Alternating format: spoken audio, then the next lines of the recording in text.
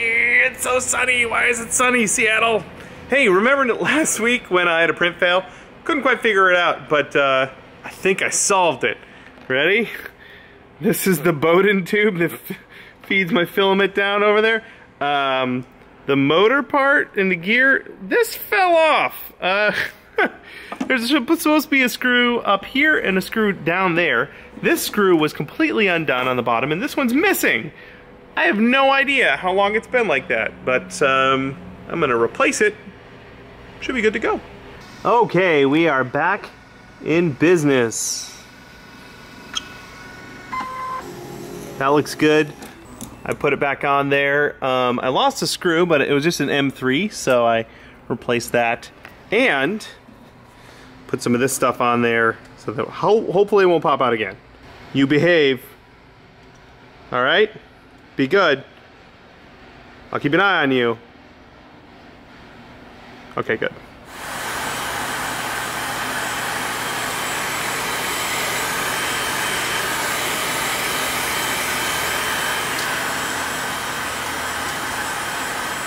Good morning, patrons.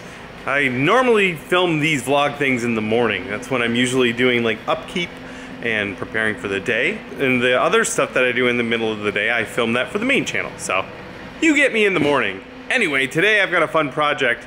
You see, down there, oh, you can't see, let me flip it around. Down there are all of our masters, or most of them anyway. So here's the Dragon Priest mask. Here's my first attempt at the SMG from Fortnite. It wasn't going really well, so I built it again. This is the prototype for my Kickstarter gun. Yeah. Plus some other stuff like the District 9 rifle, a bunch of more pieces of the District 9 rifle. Anyway, these are basically priceless artifacts that I just leave under my workbench. And they're getting dusty and maybe a little bit dinged up. And I want to put them somewhere safe. I'd love to display them, but more importantly, I want them to be safe. So I had an idea, and it involves that closet. Right now, this closet holds our current inventory of Foamsmith books, and an air compressor I don't use. But it's got all this pegboard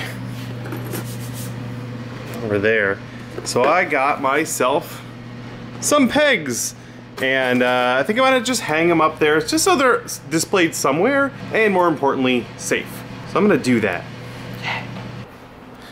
So we are piling a lot of tools on the floor, and if you haven't seen Monday's video, then this doesn't make any sense, but if you have seen it, then this makes a lot of sense. We're just piling a bunch of tools on the floor. This is what it's like to be a YouTuber. It's always surprising when you just take a lot of your tools and lay them on the floor and you realize that's not even close to all of them. Also, I almost bought a pair of these shears a couple months ago, not realizing I already own one. So, right on. I own that. That's cool. I forgot. I have no idea when I bought that. Made a little bit of progress. I didn't film it because I'm literally just sticking stuff on the wall. The hum you hear is our transformer. Keep it up, buddy. Anyway, starting to put stuff up there, but I hit a little bit of a snag. So the snag is many of the props that I made were built in pieces so I can mold and cast them in separate parts. I think what I want to do is put these back together, even temporarily, so I can hang them up as one thing. So here's Ray's blaster, here's the Makonde dagger, there's my ghost rifle in many parts. So before I can put them up on a wall, I gotta put them together, which means like I installed sprues on this. Like this is an extra pouring spout here, so I'm gonna have to remove that before I can stick it together. Still a good idea, just gonna take a lot longer than I thought. And here's all the progress I made so far. There are other things that should go up there, but calling it good for now. This is a lot of progress. This is another example of something that I had to put together before I could hang it up, because these are all separate parts that were molded and cast separately. You'll see there's only 3 spikes on here because I only made 3, and then from the mold I would cast the other side. Ray's blaster was a pain to put together, but it's good. This was kind of a pain, this big fella here, but it's finally back together. Some of these, like I was thinking this was at my last apartment, which was over 6 years ago when I worked on this. So some of these have been a long time coming. Actually, that one, Mayroon's razor, I still don't have one for myself, and I made that like 7 years ago. I still don't have one of those, or those, or those. Yeah, I still have to make a bunch of these for myself. So if you're wondering what it's like to be a professional prop maker, it's making a lot of stuff that you don't get to keep. Which we don't do much anymore. A lot of this stuff was commissions, but nowadays we just make stuff for ourselves. We make videos for you. I bet you guys thought I forgot about this. It's the nose part, the little tube thingy that's gonna go in here. Printed on the form too. Just got this skeletal thing going on here, this support material, which can be removed.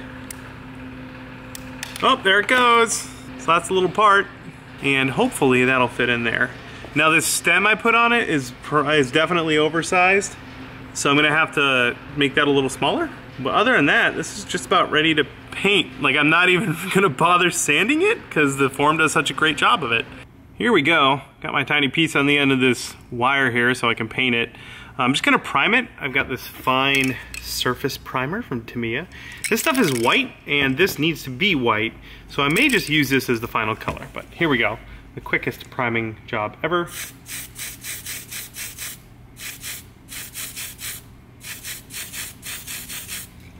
Ta-da! I'm just gonna give that a little time to dry. Our white paint is fairly dry. Now the end of this is like a metallic color. So I've got my Tamiya gunmetal here and the smallest brush I have to paint this detail carefully. Now I remember painting this part for the large full-size one. Of course I masked and sprayed it. For this little fella right here, that's gonna be way too much, way too tiny. So little brush, little paintbrush, and a little bit of whoop. Careful painting. Yeah, and then there's a little graphic on here. I think I might fire up the vinyl cutter and see if I can cut that graphic out. Tiny, teeny tiny. We'll see how it goes. Anyway, I'm gonna stop filming this because I need to hold this a lot closer to my face. So I'll see you in a moment when it's all painted. Okay, my paint is drying and I grabbed my vinyl cutter and cut out some stencils. These are teeny tiny little bits here. This is the logo that's on that tube. I cut some extras here because I'm sure I'll ruin these tiny little things at some point. But I'm just gonna weed away the negative space here and use this as a stencil. I think that's probably gonna do it for this project this week, you guys. This paint is still not dry and I gotta get the vlog all wrapped up and edited for your eyeballs. So we're gonna have to conclude this in next week's vlog. Should be very exciting. Thank you guys so much for hanging out here in the shop behind the scenes. Hope you're enjoying this. I've been having a lot of fun doing these tiny projects with you guys. And I got some more coming up. I think next is the free range chicken. Yeah, was that right, Britt? Where's Britt? Free range chicken? Free range chicken. You guys have spoken and that'll be the next tiny project we do. It should be super fun. It's the little model I got from the Craftsman. So that's coming up soon. The conclusion to this is coming up soon.